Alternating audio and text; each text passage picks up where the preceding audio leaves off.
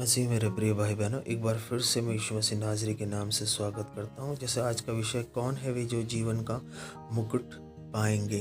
Bible साफ कहती है कि जिस प्रकार परमेश्वर ने वचन में कहा कि मैं तुम्हारे सामने जीवन, मृत्यु, आशीष, श्राप को रखता हूँ, तो परमेश्वर कभी हमें फोर्स नहीं करता है, कभी हमें बाध्य नहीं करता है कि हम उन चीज़ों को चुने, लेकिन वो चाहता है, उसकी इच्छा है। जिस प्रकार उसने अपने लौते बेटे प्रभु यीशु मसीह को मरने भेजा क्रूस पे, ताकि हम उस पे विश्वास करें और दंडनीय अनंत जीवन को प्राप्त करें, वैसे ही उस लहू के द्वारा हम जीवन को प्राप्त करते हैं, क्योंकि उस लहू में ज़िंदगी है और वो लहू हमें जीवन देने आया है।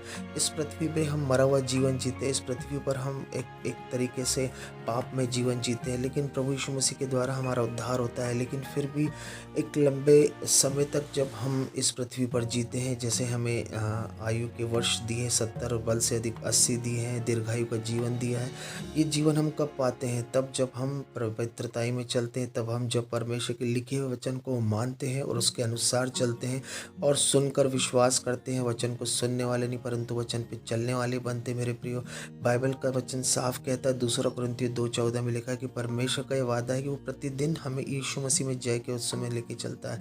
हमारा नियमित समय से प्रार्थना करना, आराधना करना, फेलोशिप करना, चर्च जाना और वचन से लोगों से एक दूसरे से बातें करना, सुसमाचार सुनाना, ये सब हमारे जय का कारण है। इस पृथ्वी के ऊपर क्लेश में, दरिद्रता में, निंदाओं में और अंतिम समय तक बाइबल कहती है कि प्राण देने तक विश्वास ही रहना। प्राण देने तक का मतलब ये नहीं कि आपको कोई मार रहा है या पीट रहा है या मार डाल रहा है। प्राण देने तक मतलब जब आप इस पृथ्वी को छोड़ के उस जगह पे जहाँ परमेश्वर ने उद्धार पाई वाली आत्माओं को रखने का इब्रानियों 12 में लिखा हुआ है कि सारे उद्धार पाई वाली आत्मा कहाँ रहती है? वे पैराडाइज में रहती है, जहाँ वो डाकू जिसने यीशु मसीह ने जिससे कहा था कि आज ही तू मेरे साथ उस स्वर्ग लोक में होगा। तो मेरे प्रियो, प्रतिदिन आप पाप पे जय पाते हैं, क्योंकि बाइबल का वचन रोमियो की पुस्तक उसके 8:2 में लिखा है कि जीवन की आत्मा की व्यवस्था ने मुझे पाप और मृत्यु की व्यवस्था से स्वतंत्र कर दिया।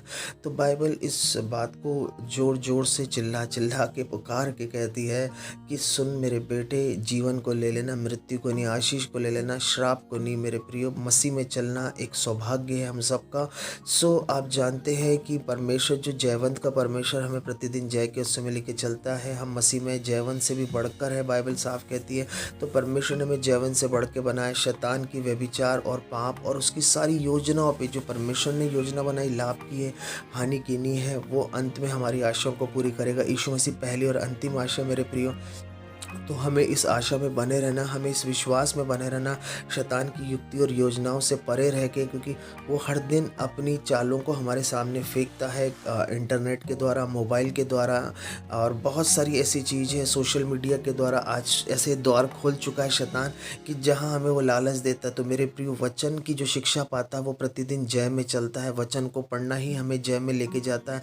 वचन ही हमारे जीवन को आकार देता है। वचन ही हमें सुंदर बनाता है। वचन ही हमें परमेश्वर के सम्मुख खड़ा करता है, क्योंकि परमेश्वर ने अपने नाम से बढ़ के अपने वचन को महत्व दिया। तो परमेश्वर का वचन हमारे पाँव के लिए प्रतिदिन उज्याला और ज्योति का कारण है।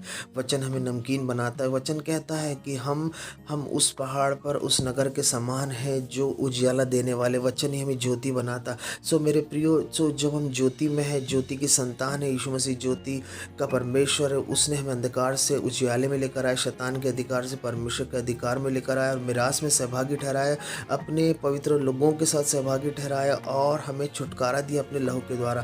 तो हम बीमारियों पे, पाप पे, हर कर्जों पे, हर वो शैतानी युक्तियों पे जय पाते हैं। जब वचन साफ कहता है कि वो प्रतिदिन उसने योजना बनाई है, प्रतिपल की योजना बनाई है, वो जय का मुकुट मुझको और आपको देना चाहता है मेरे प्रियो। सो इस जय के उत्सव में चलिए। परमेश्वर का वचन कहता है जय एक उत्सव है, सेलिब्रेशन है, उसे हमें हर दिन सेलिब्रेट करना है।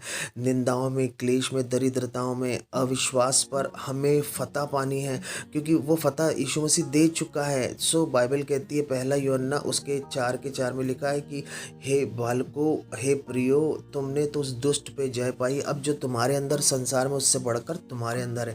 तो हमारे अंदर कौन है? जीविता परमेश्वर यीशु मसीह। हमारा शरीर उसका मंदिर है। जय पाने के लिए हम बनाए गए हैं। हालेलुया। हम मरे हुए जीवन के लिए नहीं बनाए गए।